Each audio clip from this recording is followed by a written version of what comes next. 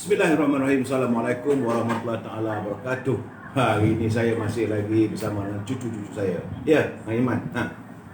Assalamualaikum teman-teman. Welcome back to channel Ami Hijafan. Hari ini aku mau bahas tentang buah kizini fruit dan jus lain-lainnya seperti Dalam e-commerce nanti sekejap lagi. Okey. Ini dia. Ya, itu buah-buahan nanti. Nanti lagi dalam e-commerce. Okey. Alright. Okey. Bye-bye. Soal lagi, ya Allah, ramai cucu nak ganggu. Okey, bye-bye semua. Okey. Nanti tahu dia nak tahu. Okey, Man. Kita nak start. Sini dulu. Okey, saya Man JB, apa khabar? Markim Kama Ismail, apa khabar? Rubidin, Pok Teh, Zul Osman, Nek Porak, Khairul Paklah. Terima kasih Syarifuddin Syahari, Saudara Muhammad Fuad, Anggrit Rimba, Zahid Plus, apa khabar? Saudara Mat Razi Abdul Rahman, Fuad Rahman, how are you? Fuad, saya banyak buah-buahan atas meja hari ni. Dia makan buah-buahan je, Saudara Fuad. Saudara Kamaruddin Dian, Saudara Muhammad Azmi, Kamal Awang, Zulkifli, Amir Dolah, Azman Afandi, Raja Kamal Raja Bazian. Apa khabarku? Sihat ku? Halimah Hashim, Waalaikumsalam. Saudara Ahmad Tajuddin, Hafi, McHill, Muhammad Asli, Hamzah Husin, Samna. Nama sedap. Saudara Muhammad Azli. Berakhir kita, Man. Banyak gambar-gambar lagi, Man. Wak Sukiman, Wakijan, Yusri. Itu dia gambar, Man, macam mana tu, Man? Itu dah habis tu, Man. Happy birthday apa semua tu, Man. Syam, apa khabar? Awi, Ajim, Kadir, Muhammad Asli, Abdul Mujib, Muhammad Ali, Yusri Ri, Tommy Chun, how are you? Baik, terima kasih. Muhammad Muqdas, Syahar Ibrahim, apa khabar saudara Syahar? Putra Syarul, Samsul Amri, Suryati, Ramlah Hamid, Faizal Cik Murid dan teman-teman yang lain yang tak sempat saya santuni satu persatu. Dan semua nama-nama yang muncul, saya mohon maaf kalau saya tak sebut satu persatu, kerana kita akan meneruskan pencerahan malam ini. Hari ini tanggal 11 Mac, saya harus melaporkan kedudukan COVID-19. Kes baru ada peningkatan hari ini. Semalam 1448. Tapi hari ini sudah meningkat balik 1647. Menjadikan jumlah keseluruhan mereka yang dijangkiti oleh virus corona adalah 319,364 orang. Dengan mengundang kematian pada hari ini saja 9 orang. Jadi artinya jumlah seluruh kematian adalah 1,200 orang. Di Sabah ada peningkatan, semalam 54, tapi bagaimanapun masih 2 angka.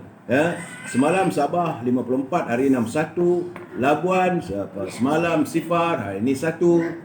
Di Sarawak walaupun ada penurunan tapi masih lagi angka ratusan. Semalam 159, hari ini 168. Alhamdulillah, warga Kedah semalam 20, hari ini 18. Kekal pada 2 angka. Kita cuba berusaha untuk menurunkan pada 1 angka. Cuma di Penang ni, aduhai, Mami, Mamu, Combi, Mama. Awal lagu tu. Sebab semalam 2 angka 99, hari ini meningkat mendadak 169. Berusahalah warga Pulau Pinang, sama ada di Butterworth ataupun di pulau. Pastikan cek, kita putuskan jaringan COVID-19. Di Perak, alhamdulillah 2 angka, tapi semalam 83, hari ini 69. Cuma di Selangor agak menggusarkan kerana semalam Selangor 561, hari ini 712. Kuala Lumpur alhamdulillah semalam 103, hari ini 2 angka 86. Putrajaya semalam tiada, hari ini ada 2. Di Negeri Sembilan, aduh macam mana ni, semalam dah elok, dah cantik, dah 10, tiba-tiba meningkat balik 79 orang. Begitu juga di Melaka, Saudara Rosli Lendu semalam 11, hari ini 71. Di Johor alhamdulillah ada berkurangan, semalam 233, hari ini 170. Berusahalah kita untuk mengurangkan, ya. Cuma di Pahang semalam ingatkan boleh, hari ini sifar, sebab semalam 1 saja yang dijangkiti, tapi masih lagi tidak mampu mengekalkan. Hari ini 7 orang, ya. Di Terengganu kekal 1 angka, semalam 8, hari ini 4 orang saja. Di Kelantan ada peningkatan tapi masih 2 angka. Semalam 19, hari ini 28. Dan di Perlis, nampak agaknya di Perlis ni alhamdulillah ada turun 1 angka. Semalam 7 tapi hari ini 2. Begitulah situasi laporan COVID-19 yang melanda negara kita. Sebagaimana yang saya catatkan malam tadi, awal pagi tadi, bahawa jumlah vaksin yang diedarkan ke seluruh Amerika pun sudah 95 juta dos. Tetapi walaupun begitu banyak 10-15% penduduknya yang diberi vaksin, tetapi untuk sehari saja semalam dijangkiti oleh wabak virus corona ini 41,347 sehari, dan yang mengundang 953 kematian. Artinya seluruh Amerika sekarang ni jumlah terkumpul 29,137,386 orang dan kematian 528,208 orang. Besar tu. Jadi sebab itu kita harus berusaha jadikan ini sebagai sempadan kita, sebagai tauladan agar kita berusahalah untuk memutuskan jaringan COVID-19. Cuma saya semalam ada keluar kenyataan daripada Menteri Sains Teknologi, itu Saudara Khairi Jamaluddin. Dia menyatakan bahawa sejumlah 45,000 dos vaksin yang kita miliki terpaksa dihantar pulang kerana berlaku kerosakan katanya. Ini yang saya katakan bahawa saya ingat dalam 3 minggu ke 2 minggu lepas saya dah menyatakan bahawa kita perlu menyediakan tempat penyimpanan. Vaksin ini mesti diletakkan di tempat sejuk di bawah 70 darjah Celsius. Kalau dia kurang daripada itu atau sama ada 50 darjah Celsius ke ataupun bukan paras beku, maka dengan sendirinya vaksin itu tidak boleh digunakan. Itu dia keadaannya. Dan saudara, pagi ini setelah bulan bermulanya kompaun RM10,000. Sebab menurut kenyataan Ketua Polis Negara Tan Sri Abdul Hamid Bador, dia kata ini adalah susulan daripada Ordinan Darurat Pencegahan Pengawalan Penyakit Berjangkit Pindaan 2021 yang diwartakan mulai jam 12 tengah malam tadi. Ya, jadi mereka yang melanggar prosedur operasi standard SOP Perintah Kawalan Pergerakan PKP akan dikenakan kompaun sehingga RM10,000. Tapi bagaimanapun katanya notis kompaun itu walaupun RM10,000 yang tertulis, tapi ini terpulanglah kepada kebijaksanaan budi bicara pegawai-pegawai yang diberi kuasa, iaitu Pegawai Kesihatan Daerah PKD, untuk menetapkan nilai sebenar kompaun yang perlu dikenakan. Jadi beliau mengatakan bagaimanapun individu yang dikenakan kompaun bolehlah membuat rayuan. Macam mana pun bagi saya lah, saya tidak bersetuju dengan jumlah kompaun yang begitu besar. Tapi itulah keadaannya saudara. Kita rakyat biasa, kita marhain. Bila itu yang diluluskan oleh pihak pemerintah, suka tak suka terima je lah.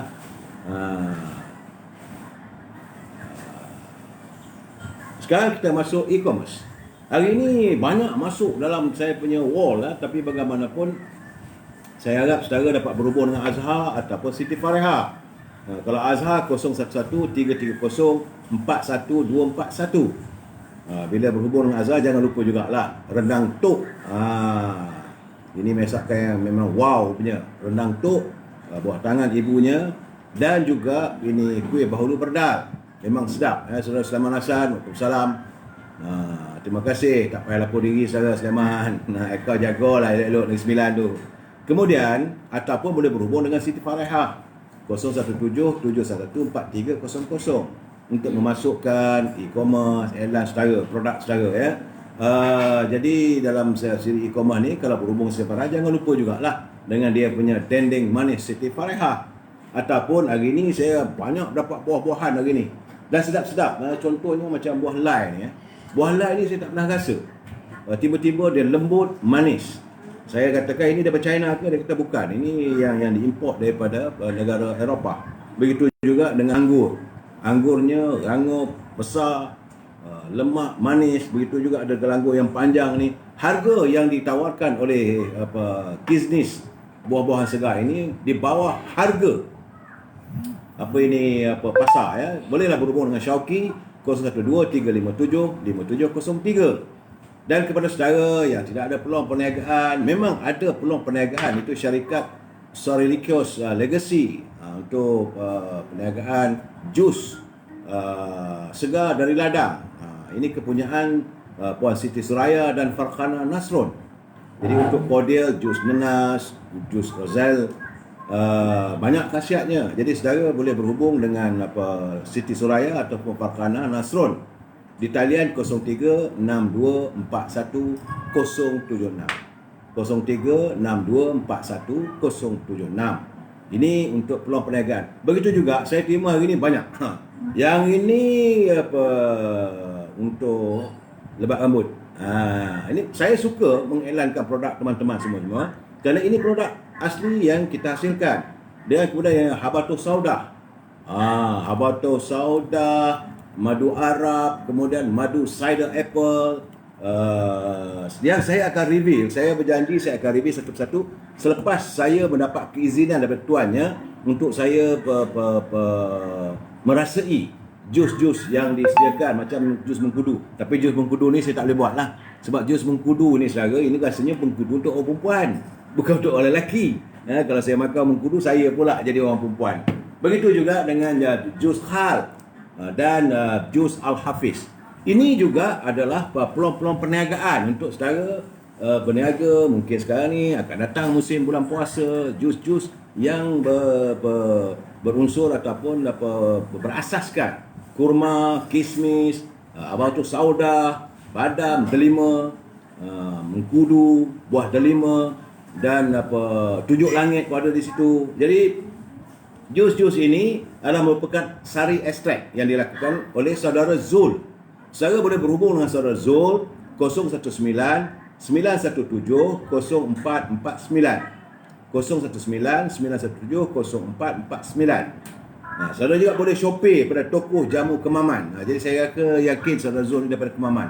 Saya selamat berniaga, saudara boleh menjadi agen, sama-sama mencari rezeki yang halal. Saya cuma mewawarkan. Jadi kalau saudara ada produk, sila hubungi Siti Farehah ataupun Azhar untuk mengiklankan produk-produk saudara. Saya sedia membantu. Tak apalah, pelai-pelai saya marah pun tak apalah. Kita ambil lah dalam masa 5 ke 10 minit untuk e-commerce. Okey saudara? Now, kita masuk sedikit pengajaran. Jadi, ini tentang sabda junjungan dan para wali yang terdahulu, kerosakan kepimpinan. Kata ini Sayyidina Umar Al-Khattab ni, dia kata, kerosakan kepimpinan sering berlaku akibat tindak laku dan pemikiran serta jiwa yang tidak lahir dari ilmu, kefahaman yang benar dan kejernihan jiwa. Jadi menurut Sayyidina Umar Al-Khattab, kita harus berusaha untuk belajar memahami sebelum kamu memimpin. Kerana baginda Rasulullah SAW berpesan, di ambang kiamat nanti sistem nilai akan hancur. Islam hanya jadi slogan. Manusia akan jadi keliru antara mana yang benar dan mana yang batil. Jadi ulama jahat kian ramai. Lantas penipu-penipu dijadikan sebagai pemimpin. Makin menipu, makin dilihat berkaliber. Ini sabda junjungan. Jadi memanglah acap kali baginda Rasulullah telah menggambarkan senario kepincangan masyarakat yang jahil sanggup melantik makhluk perosak sebagai pemimpin mereka. Jadi Abu Zar pernah bertanya kepada baginda Rasulullah SAW, "Wahai Rasulullah, apakah yang lebih anda takutkan berbanding dengan Dajjal?" Jadi Rasulullah menjawab, mereka adalah pemimpin yang menyesatkan. Ini adalah hadis riwayat Ahmad. Kerana kata baginda Rasulullah, selepasku nanti akan muncul para pemimpin yang tidak mengikuti petunjukku dan tidak menuruti sunnahku. Di antara mereka ada yang berhati syaitan namun berjasad manusia. Ya saudara, ambilkanlah ini sebagai pengajaran kita. Kita berusaha untuk memastikan negara rahmah, ummah sejahtera. Saudara, hari ini juga jangan lupa adalah hari Isra Mi'raj. Jadi saya amat kecewa lah. Banyak wall hari ini yang menyentuh tentang Isra Mi'raj. Dan tiba-tiba hadiah kepada Isra Mi'raj tidak lain tidak bukan adalah apabila kalimah Allah diizinkan oleh Mahkamah Tinggi, digunakan oleh dalam kitab-kitab Kristian. Saya terbaca juga Betul, saya cuba mencari research apa semua. Pandangan pemimpin kita betul bahawa kitab-kitab ini Kristian ini, kalau The New Testament ataupun kitab yang baru, dia tidak pernah menyebut nama Allah sebagai Tuhan. Selalu disebut sebagai Jesus Christ ataupun Jesus. Dia tak ada kata Allah, dia kata God. Kalau saudara baca dia punya Injil tu, dia tulis begitulah, ye. So, ye. Dia tak ada Allah. Begitu juga kalau saya dapat cari daripada kitab-kitab lama Injil, itu Old Testament yang sebelum diubah, dia dalam bahasa ini Greek ataupun dalam bahasa Yunani, tidak juga menyebut nama Allah. Jadi sebab itu saya heran bagaimana peguam-peguam kita waktu perbicaraan kes ini tidak mengemukakan hujah-hujah yang sebegini di hadapan hakim. Jadi kalau berdasarkan hanya kepada perlembagaan, memang kena jelas perlembagaan negara kita menyatakan bahawa dalam perkara 3, agama Islam adalah agama persekutuan. Dan agama Islam ini di bawah naungan Tuanku, Raja-Raja Melayu yang memeliharanya. Dan agama-agama lain boleh dianuti. Tetapi tidak jumpa pula saya bahawa agama-agama lain boleh disebarkan. Kalau mereka menggunakan ayat-ayat ataupun nama-nama seperti nama Allah, adakah untuk mengelirukan? Maka ada tujuan untuk menyebarkan. Kalau untuk menyebarkan agama lain, maka ini bercanggah, bertentangan dengan perlembagaan. Saya tak tahulah macam mana perbicaraan itu sebab saya tak dapat mengikuti sepenuhnya. Tapi kalau peguam-peguam mengemukakan hujah begitu, saya fikir mungkinlah hakim dapat memberi pertimbangan yang lebih wajar lagi. Saya tak tahu ada tak ada hujah itu. Saya khawatir apa yang dihujahkan dalam berhubung dengan masalah penggunaan kalimah Allah ini, saya takut macam apa berlaku pada dulu macam Pulau Batu Putih. Pulau Batu Putih, kumpulan peguam kita pergi ke HIT, Mahkamah Antarabangsa, gagal untuk menunjukkan bahawa Pulau Batu Putih itu memang milik tanah Melayu, milik Malaysia. Tapi dengan digunakan dia punya gambaran-gambaran yang dikutip daripada Facebook, daripada laman maya ini, maka mahkamah menolak. Akhirnya kita hilang Batu Putih. Begitu juga di hari ini, hari saat kita mengingati peristiwa Isra' Mi'raj, di mana Allah baginda Rasulullah bertemu secara bersemuka dengan Allah. Hadiah hanya kita dapat bahawa Allah boleh digunakan oleh agama lain. Ini bahaya sebenarnya. Saya dapat tengok tadi ada banyak orang awat maka nak mengadakan perarakan. Jadi benda-benda begini mengundang masalah. Saya rasa sepatutnya pihak berwajib lah, Menteri di Jabatan Perdana Menteri yang juga Siswa Agung PAS, yang dulu sanggup berhimpun apa semua dekat Padang Merebuk, sepatutnya lebih sensitif. Dan saya nampak tadi Menteri Dalam Negeri Datuk Hamzah Zainuddin mengatakan bahawa beliau akan mengkaji semula. Alhamdulillah. Sebab itu saya kata kalau apa yang dilakukan sebagai menteri ada kuasa menggunakan dekrinya untuk mengkaji semula, alhamdulillah, kita kena puji. Bukanlah sentiasa kita mengutuk soal politik, soal lain. Tapi soal tanggungjawab beliau sebagai menteri di Kementerian Dalam Negeri dan Keselamatan Negara, saya yakin tentulah beliau telah dapat melihat bahawa bahayanya apabila isu agama. Manusia ni dua perkara saja, isu kaum, rasis ataupun isu agama. Ini adalah dua perkara yang boleh mencetuskan suasana huru-hara dan tidak stabil pada negara kita. Jadi kita mengharapkan pimpinan negara kita lebih peka, lebih berhati-hati dalam menangani isu ini. Jadi kita ada menteri agama tentu kita ada. Begitu juga menteri yang menjaga haiwan undang-undang.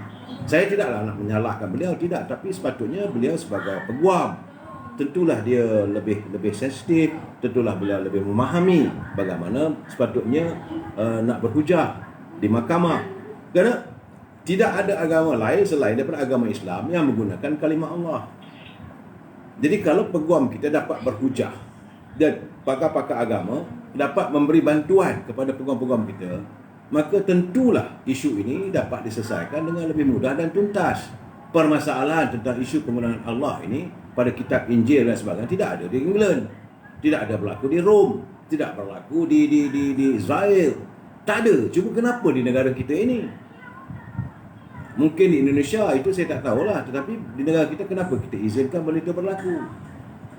Sebab kita ni dijajah oleh British, Indonesia dijajah oleh Belanda. Dua perkara yang berbeza, dua latar belakangnya. Jadi saya tersentuh juga dapat kiriman daripada Datuk Azman Saleh.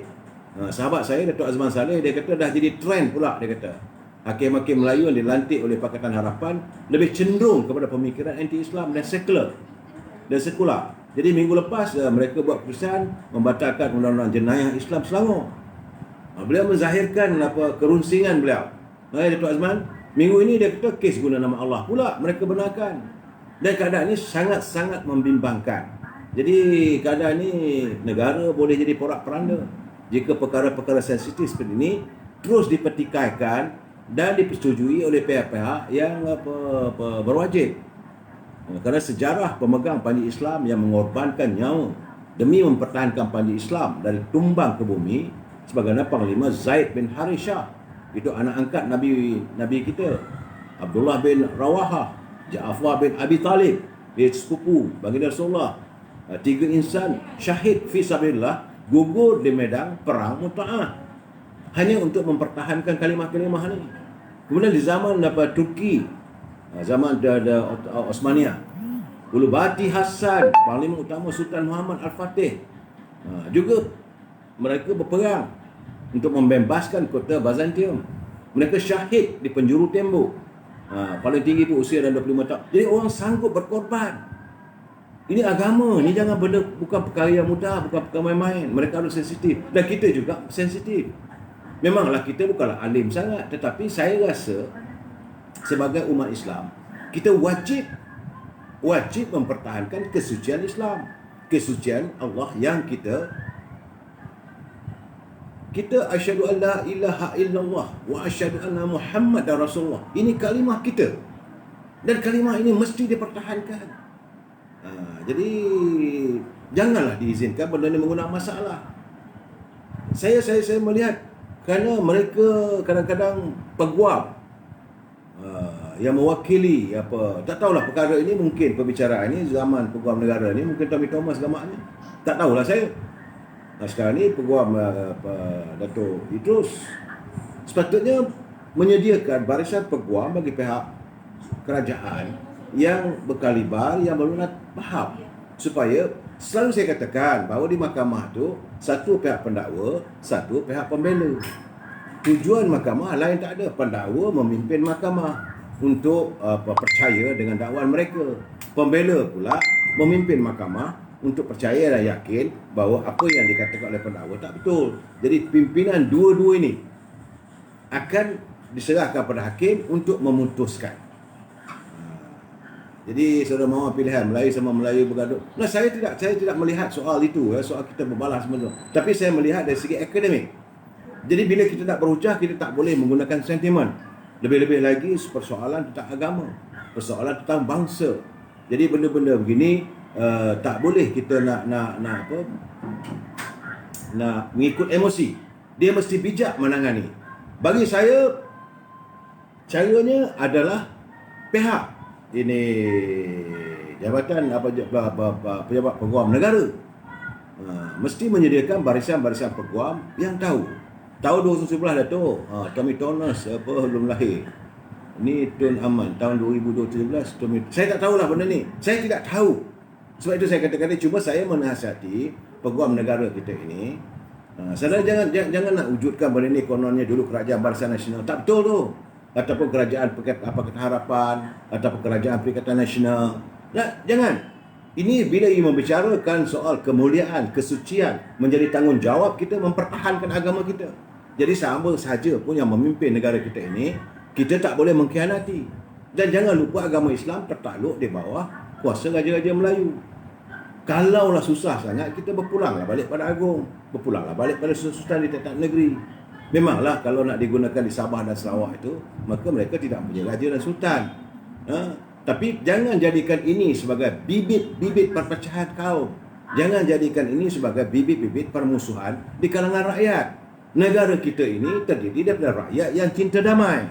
Kita rakyat yang harmonis. Kita ada rukun negara. Dalam rukun negara kita meletakkan Pertama-tama sekali kepercayaan kepada Tuhan.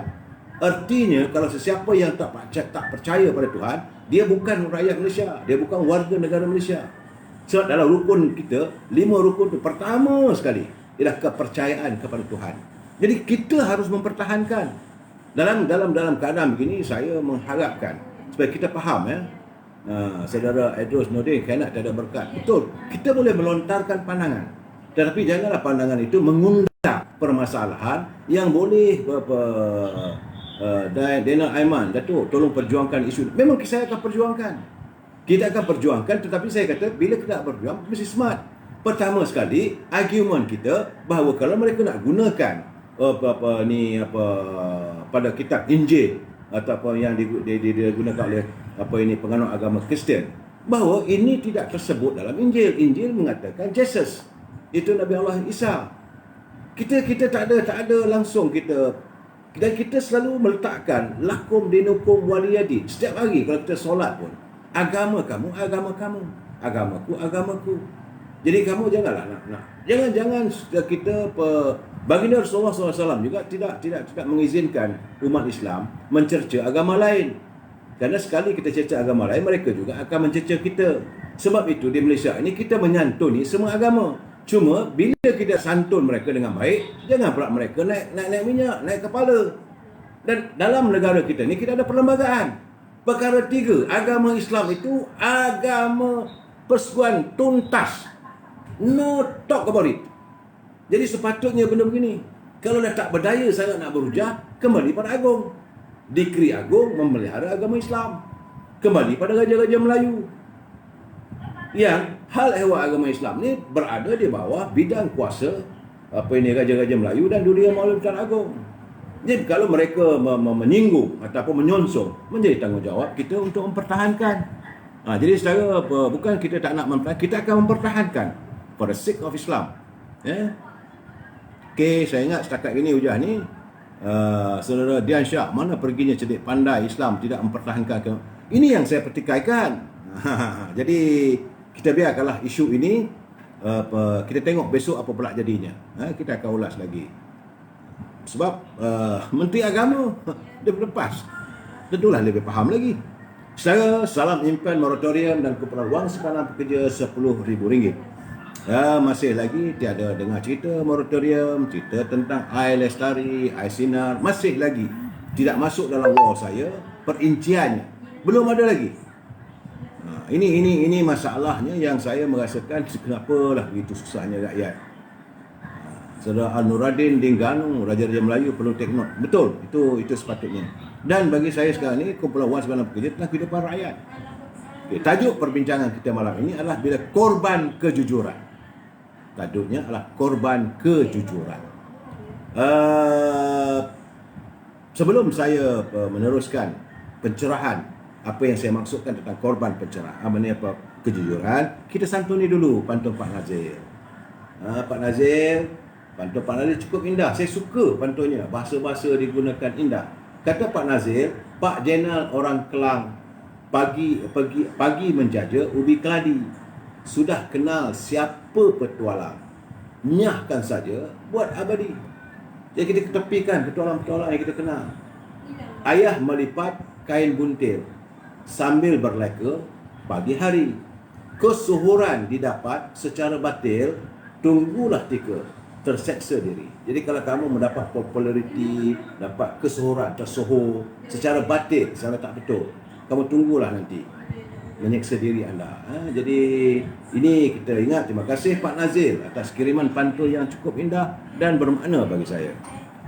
Sekali lagi saya ingin memperingatkan pada teman-teman, dalam kita bicarakan soal-soal sensitif ini, saya nak bagi tahu kepada teman-teman, kalau nak bagi komen perlu berhati-hati dan gunakan bahasa yang baik, dan anda bertanggungjawab atas kiriman anda. Saya tidak bertanggungjawab. Jangan pula sebab anda pula saya pula jadi masalah. Jadi prinsip kita, we must agree to disagree. Kemudian saya mintalah, saya mohon, kalau kita tak bersetuju ataupun saudara nak berhujah, jangan gunakan bahasa-bahasa yang tidak baik. Tunjukkanlah bahawa kita punya bahasa kemurnian. Bangsa kita warga cinta damai. kita warga yang menyantuni keharmonian. Ingat saudara ya. Dan bagi kita berseru pada pimpinan negara kena ingat bahawa kebajikan rakyat perlu didahului dan disantuni. Sebab itu saya berkali-kali minta supaya isu moratorium, kenapa lagi tak selesai lagi, tentang isu pengawasan pekerja, dan lebih menyusahkan hati saya adalah tentang kawalan barangan di pasaran.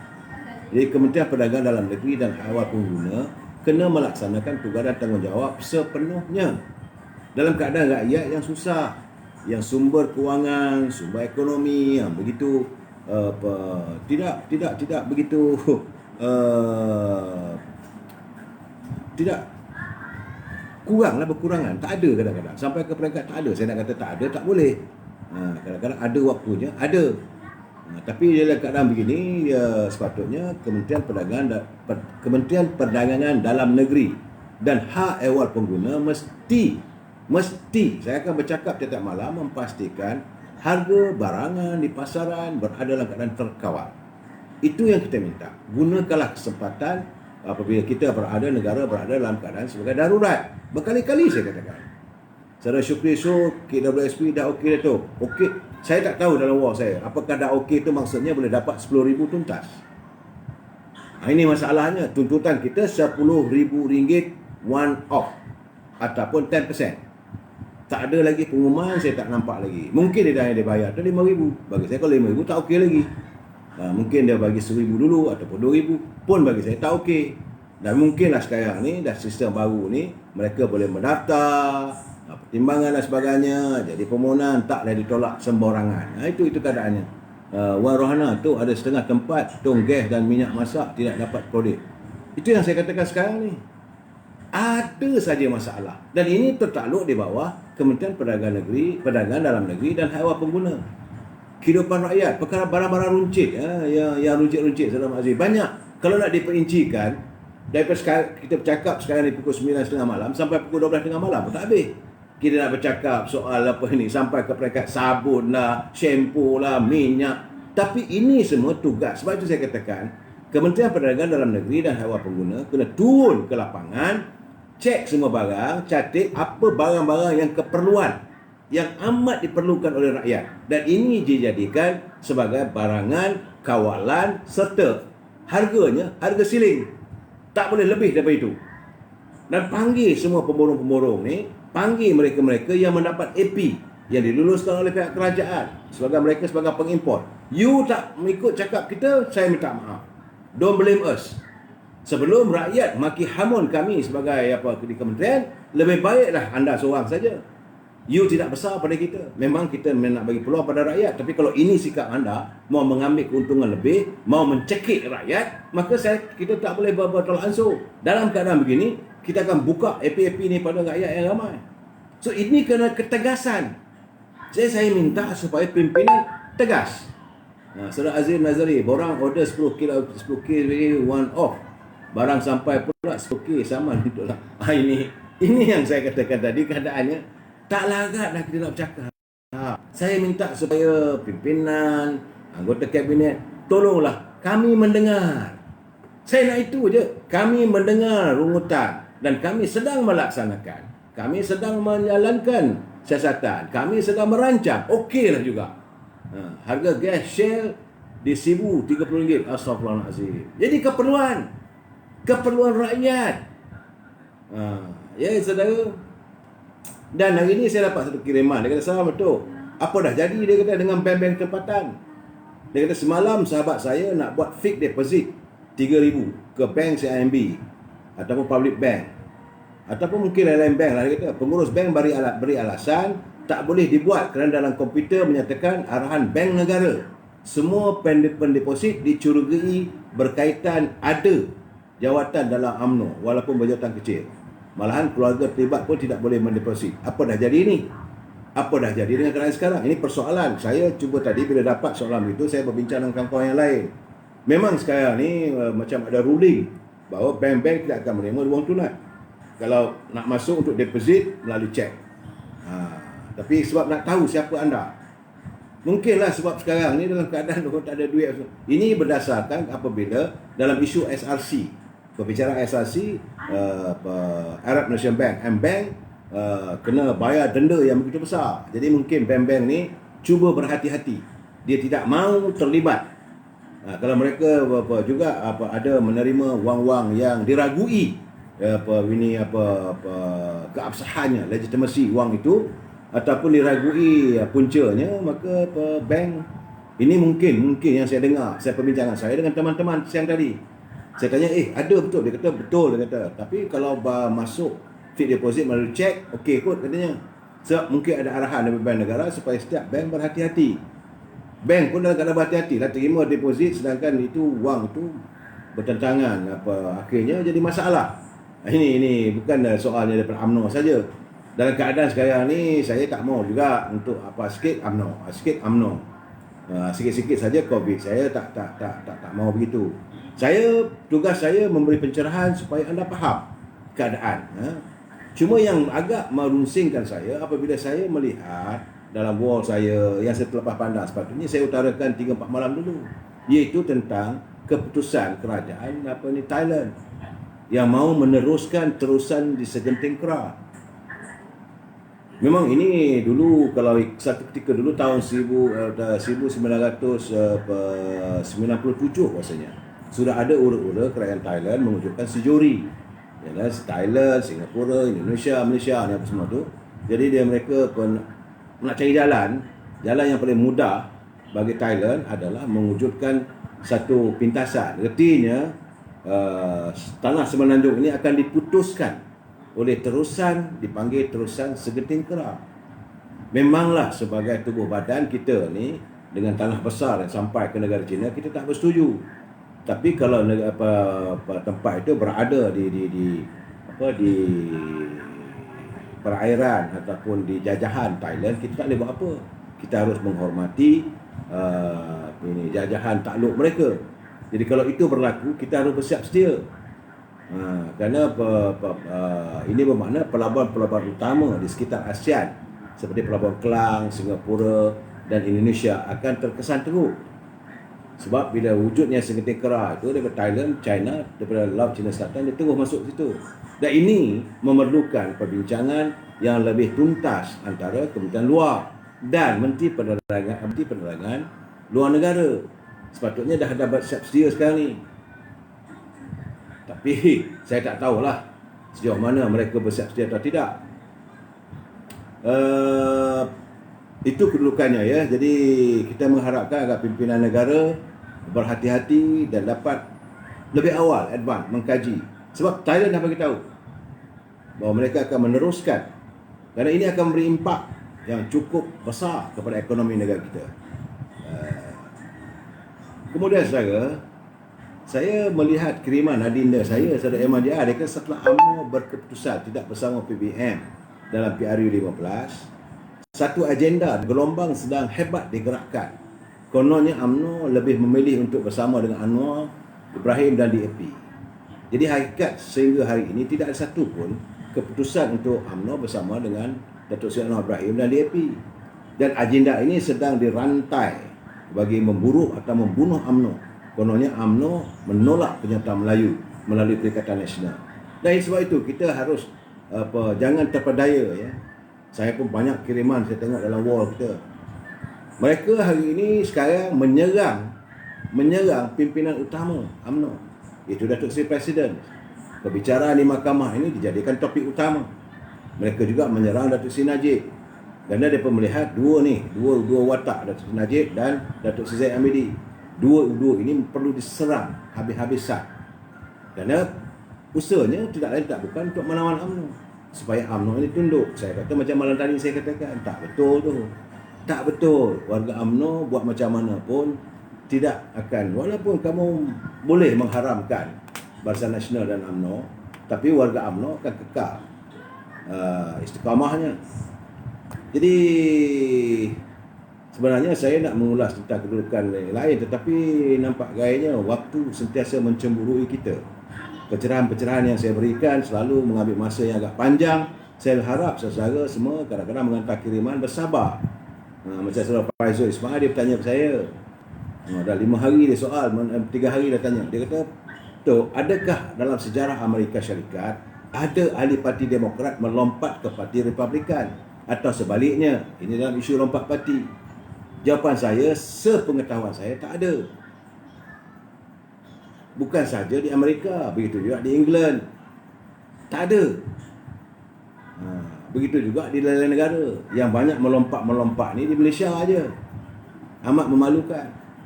Sebab itu kita mengharapkan agar Suruhanjaya Pencegah Rasuah dapat menangani isu lompat ni, sebab kalau itu ada berlaku korupsi. Sebagaimana dakwaan daripada ahli parlimen Sekijap Natra Ismail. Jadi kita mengharapkanlah supaya Datuk Azmi alias pengarah SPRM dapat melaksanakan tugas tanggungjawab, kerana banyak, bukan hanya Natra saja.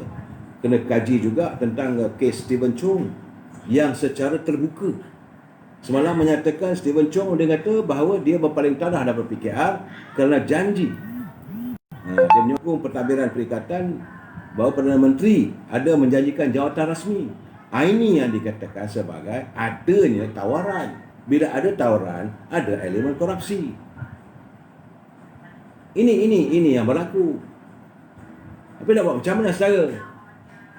Saya dalam keadaan begini, saya teringat tadi sebelum waktu saya masuk bilik air, sempat saya menyanyi sendirian dalam bilik air.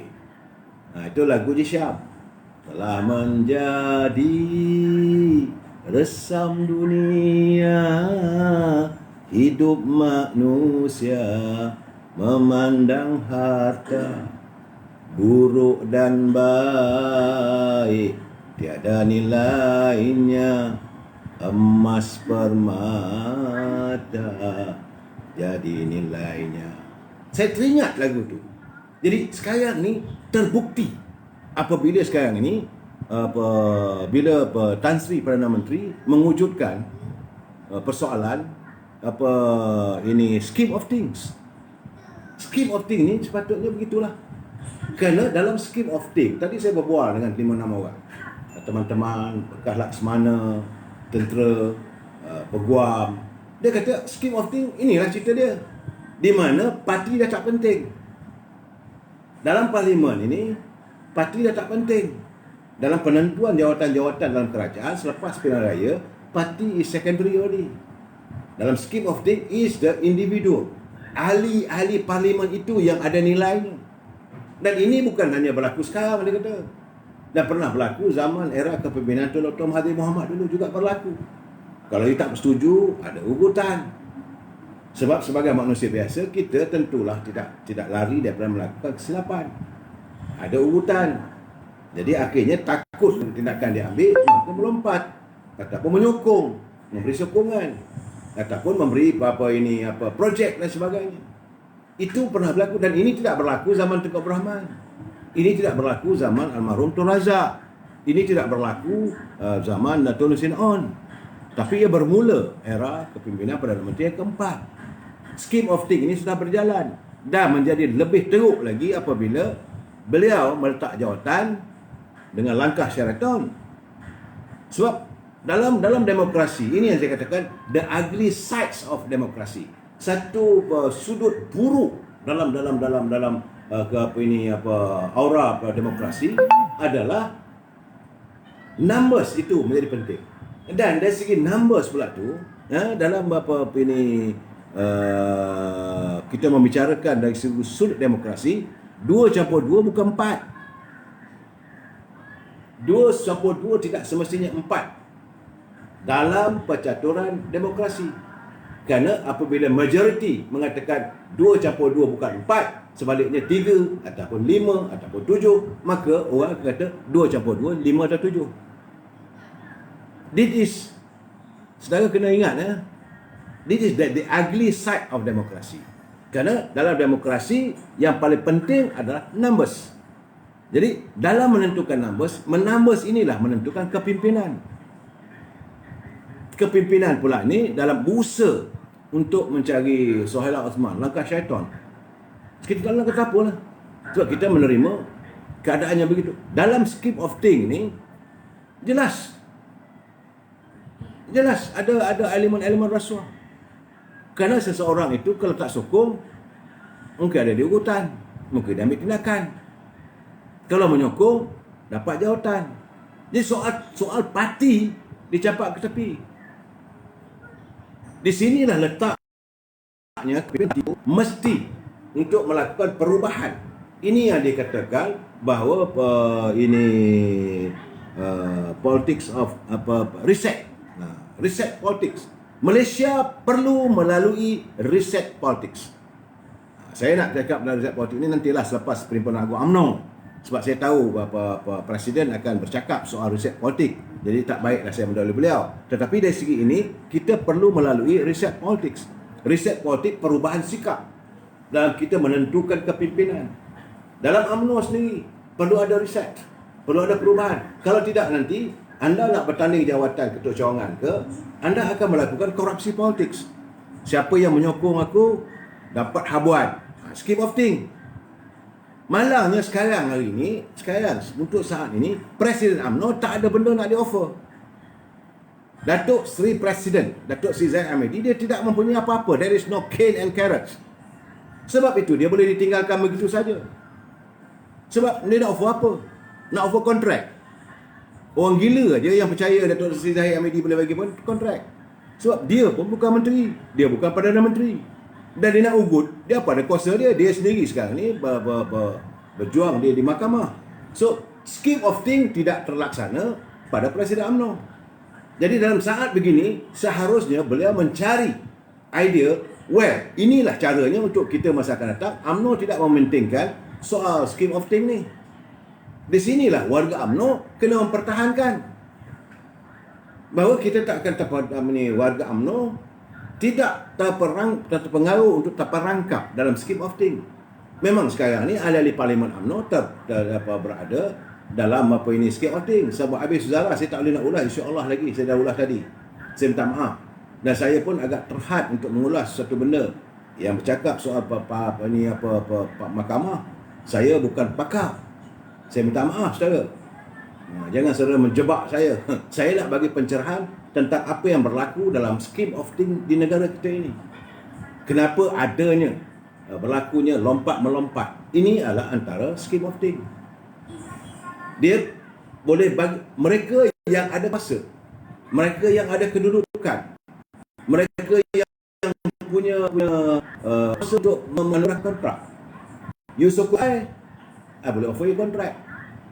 You sokong I, you dapat jawatan. Tapi Presiden UMNO tak boleh. Ini dua perkara yang berbeza. Yang penting, ini scheme of thing ni berlaku zaman Tun Dr. Mahathir lagi. Kalau ikut ajaran Islam memang salah lah. Memang salah. Dan ini tak silap saya, ini berlaku dalam perjanjian Ubadiyah rasanya. Rasanya ada berlaku perjanjian antara puak-puak Quraisy Mekah dengan baginda Rasulullah. Dia kata okey, mana umat Islam yang mana warga Quraisy yang masuk ke Madinah ataupun lari masuk Islam, hendaklah dipulangkan balik. Hak dia tak. Jadi tapi kalau warga Islam masuk ke Mekah tidak memeluk Islam, itu hak dia orang. Itu skim antara contoh-contoh skim of thing. David Copperfield, betul. Jadi yang penting soal parti dicapak ke tepi. Bagi mereka yang tergolong dalam numbers, mereka yang berpeluang menjadi numbers, artinya ahli parlimen. You tergolong dalam numbers, you ada nilai. Kalau you bukan ahli parlimen, orang tak pandang. Sebab itu macam Datuk Mak Asad, dia orang tak pandang. Walaupun beliau sebagai timbalan Presiden UMNO. Sebab dia bukan ahli parlimen. Tak ada nilai untuk menambah dalam scheme of thing. Macam begitu juga dengan siapa lagi? Datuk Khalid Nordin. Naik Presiden UMNO. Jawatan dia besar. Naik Presiden UMNO. Scheme of thing tidak berjalan sebab beliau tak ada jawatan. Tapi kalau dia benar pilihan raya dulu, dia juga ada tawaran untuknya. Dia juga mungkin ada ugutan. You don't follow me. Jadi ada ugutan dan mungkin berlaku bayaran. Dalam keadaan begini, kita persoalkan dalam scheme of thing ni, wangnya digunakan daripada datang dari mana. Dan di sinilah saya kata tadi, bila scheme of thing tidak meletakkan nilai kejujuran, hancur. kata-kata harga dah mahal. Kita boleh memberi macam-macam gambaran, tapi kejujuran, integriti, soal perjuangan campak ke tepi. Di sinilah kita harus berhati-hati melihat pimpinan yang masa akan datang. Setakat hari ini yang kita ada 3 orang yang tidak terperangkap dengan scheme of thing, iaitu Datuk Jazlan, Ketua UMNO Macang, yang juga merangkap sebagai Ketua Perhubungan UMNO Kelantan. Orang macam ini perlu kita beri penghormatan. Dan inilah sepatutnya kalau kita nak mengadakan islah kepimpinan dalam UMNO. Begitu juga yang Muhammad Mulia Tengku Razali Hamzah. Dan dia kata kalau keadaan ini, kita tarik ajalah dia kata sokongan.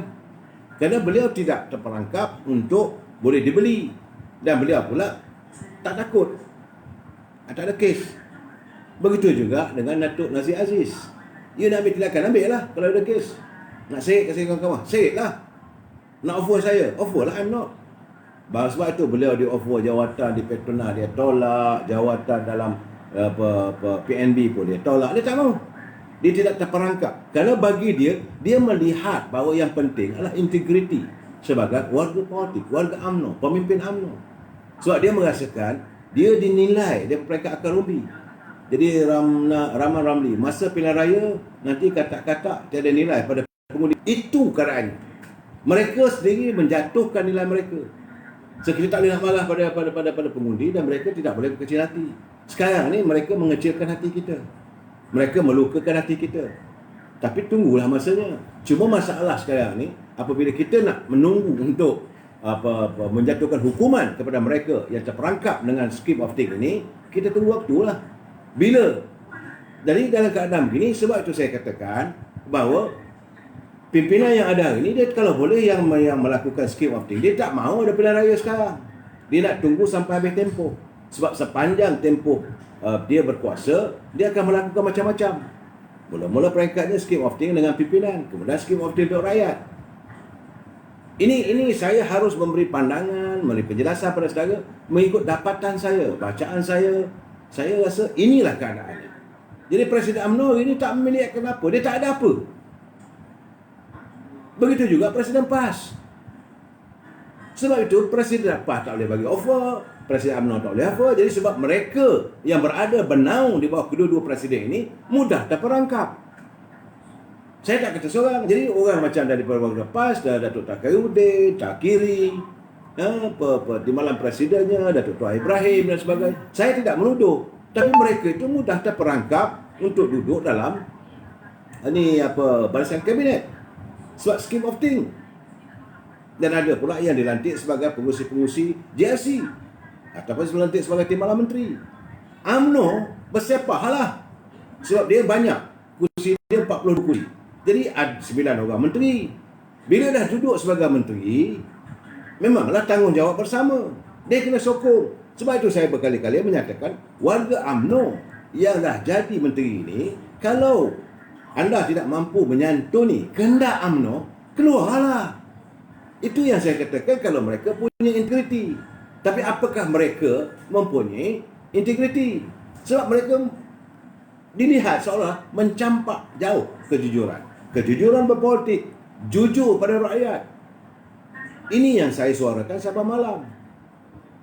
Bagi to them 2 plus 2 not necessary 4. Berapa nak? 2 campur 2 4. Bukan. Kalau Perdana Menteri kata 8, 8 lah. Sebab mereka terikat dalam kabinet. Adakah mereka punya keberanian? Sebab ada juga yang merasakan kalau aku menentang nanti, aku akan dihadap ke mahkamah. Takkan aku nak terus berjuang lagi. Ini bagi mereka yang takut untuk berjuang. Jadi selama hari ini, mereka berada di peringkat bahagian. Saya nak bercakap ni tentang warga UMNO lah, ahli-ahli Parlimen UMNO. Yang anda menjadi ketua bahagian. Bahawa selama hari ini, artinya anda menipu. Anda menipu warga UMNO di peringkat bahagian anda. Kerana waktu nak dapatkan jawatan sebagai ketua bahagian, anda bertempik, anda pergi berkempen, anda juga mengamalkan scheme of thing. Sebab anda mempunyai kewangan. Dan anda juga bila jadi ketua bahagian juga, anda boleh menyokong untuk melantik seseorang itu duduk sebagai ahli majlis, untuk menjadi ketua kampung yang ada allowance dan sebagainya. Ini scheme of thing di peringkat bawah, akar umbi. Jadi anda juga adalah antara pengkhianat parti. Bagi saya, sepatutnya kalau nak lantik mana-mana ahli UMNO untuk dilantik sebagai ketua kampung ke ataupun wakil daripada dalam majlis perpandaran, kena dibawa dalam mesyuarat UMNO bahagian. Biar semua dengar. Biarlah cadangan itu datang daripada ahli, bukan ketua bahagian yang mencalonkan. Ini tidak, calonkan ini ketua bahagian bawa mesyuarat. Katalah bahagian seputih. Kita mencadangkan bahawa ketua kampung, namanya ketua bahagian sebut 1, 2, 3, 4, 5 orang yang dengar saja. Jawatan kuasa pula tu yang terperangkap dalam scheme of thing. Jadi kalau nak bersuara nanti dia akan dipulaukan. Berlaku pemulauan dalam politik. Pemulauan dalam politik juga adalah scheme of thing. Jadi sepatutnya warga UMNO tahun ini, kerana ada pemilihan, mulakanlah gerak langkah dari sekarang untuk kita menolak politik wang. Sebab itu saya baca juga tulisan daripada Datuk mantan Timbalan Perdana Menteri kita, Tun Musa Hitam. Saya ketawa kerana beliau masih lagi kekal dengan menyarankan pandangannya bahawa UMNO sudah semakin tewas dengan ruh perjuangan. Sebab saya kena ingat daripada Abu Hurairah pernah bersabda, dia kata akan datang pada satu zaman nanti manusia ketika itu tidak peduli lagi dari mana dia mendapat sumber harta, sama ada halal atau haram. Ini jadi apabila iman seseorang itu telah hilang, soal halal dan haram tidak dipedulikan. He don't care. Bila dah jadi ketua bahagian, yang paling penting aku nak cari duit. Inilah apabila mereka bertanding itu menggunakan wang. Panas scheme of thing ni. Memang saudara wartawan, scheme of thing sepatutnya tidak boleh hadir dalam politik negara kita. Kita negara yang kecil. Sebab kita dalam keadaan ni, sebab itu akhirnya orang tidak percaya pada kita. Gertinya pimpinan boleh dijual beli. Pimpinan boleh berlompat-lompat. Jadi pimpinan juga mungkin ada mereka di kalangan mereka yang terdiri daripada orang-orang yang tidak jujur dalam perjuangan. Nazir Bazir tolak Gamoh. Ini bagi saya kecil isu Gamoh ni. Itu kecil. Yang penting sekarang ni kita harus bercakap soal prinsip pimpinan kita. Pimpinan daripada UMNO yang sendiri, yang berkali-kali yang Muhammad Teguh Razali. Dia kata sudahlah. Semalam 2 hari lepas pun dia kata sudah, berhenti saja. Dan mereka tak mahu, kerana mereka terperangkap dalam scheme of thing. Nah, sebab itu ada menteri yang boleh bercakap sekarang ni, saya fikirlah sangat ni, kita fikir untuk pelayan raya lah. Ada menteri yang menggunakan wang di kementeriannya untuk memberi agihan untuk pada peringkat ketua-ketua bahagian. Mereka sudah memula berkempen sekarang. Gunakan duit untuk membeli, ini scheme of thing, untuk membeli kepercayaan.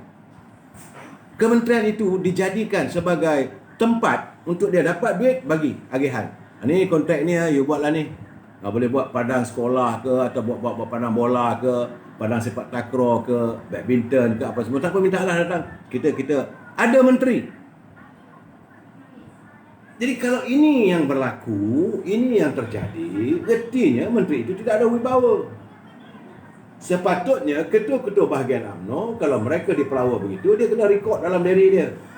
Hari ini saya ditawarkan oleh Amir Hijaz.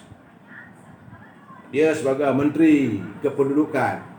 Maka dengan ini saya letakkan beliau sebagai orang yang tidak boleh dipercayai. Stop.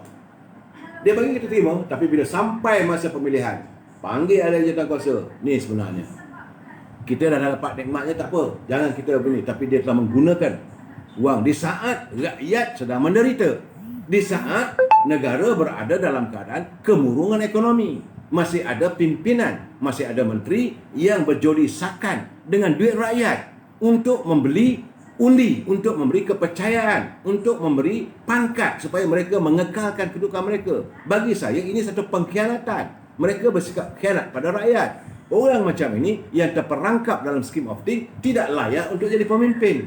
Ini yang saya nak nyatakan, bahawa hari ini kejujuran sudah tidak ada. Dalam perjuangan mereka menggadaikan kejujuran. Mereka menggadaikan segala apa yang mereka cakap selama ini. Kepercayaan rakyat pada mereka dijadikan sebagai modal paling ampuh untuk mereka mencipta ataupun mengutip kekayaan. Jadi, kerana aku dipelantik sebagai ahli parlimen, this the time aku ada nilai. Tapi mereka lupa diri, kalau rakyat tak lantik mereka sebagai wakil rakyat, kalau mereka tidak terpilih sebagai ahli parlimen, siapa pun tak pandang dia. Macam kucing kuat tepi jalan saja. Sebab tu saya sekarang ni, saya minta maaf. Ada kalangan ahli parlimen dia daripada UMNO tu sendirilah, yang lain tu tak kisahlah. Kita tak tambah lagi yang melompat-lompat, yang mempertahankan apa semua, yang sudah pun menggadai prinsip perjuangan partinya. Saya kata orang ni tak layak untuk buat penghormatan kepada saya. Lalu depan mata pun saya takkan tegur. Sebab orang macam ini tidak boleh mempengaruhi hidup saya. Dan kita mesti ada digniti diri. Kita kena pertahankan kejujuran kita. Memang saya ingat tadi macam saya kata tadi, telah menjadi resam dunia. Duit, harta yang dipandang. Jadi kita sekarang ni kena membina satu perkara baru dalam hidup kita. Kita kena mula melakukan satu islah. Pimpinan UMNO di peringkat bahagian, di peringkat akar umbi, mulai saat ini kita berjanji pada diri kita. Mana pimpinan, mana wakil rakyat yang mengamalkan scheme of thing, orang ini perlu ditolak dalam pemilihan akan datang. Wabillahi taufiq wal hidayah. Assalamualaikum warahmatullahi wabarakatuh. Kita jumpa lagi malam esok. Sekian, selamat malam.